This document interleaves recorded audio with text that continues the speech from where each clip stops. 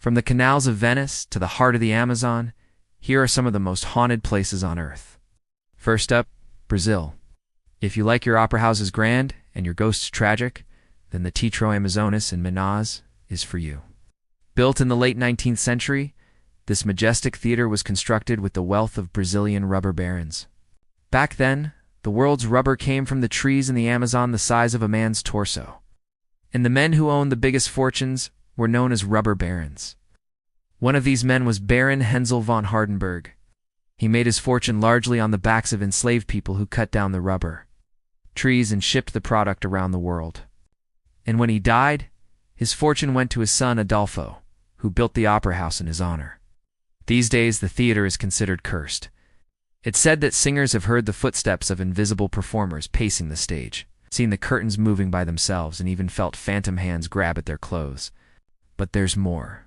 2 performers died in mysterious circumstances before the opera house even opened. The first was tenor Francisco J. Saavedra. He was found dead in his hotel room just weeks before opening night. Then, just a few days later, soprano Leonore Sarni also died in her room, just as the theater was about to open. Many believe the ghost of her abusive ex-husband, who had killed her sister years earlier, was the cause.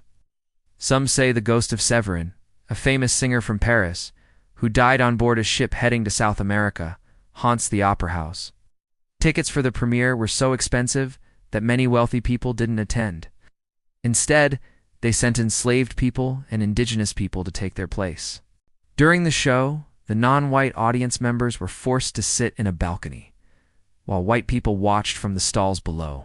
This caused an uproar, and after the performance, a fight broke out in the street outside the opera house between those who were outraged by the segregation and the soldiers protecting the theater.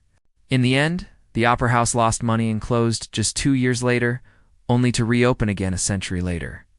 In 1986, it was lovingly restored and today hosts performances and events. Many people still believe the opera house is cursed, though, and refuse to go near it. Now it's time to learn about one of the most haunted places in the world. You probably recognize this one. And now for something completely different. These days, most of us use our phones to take pictures, but back in the early 19th century, we had to use cameras.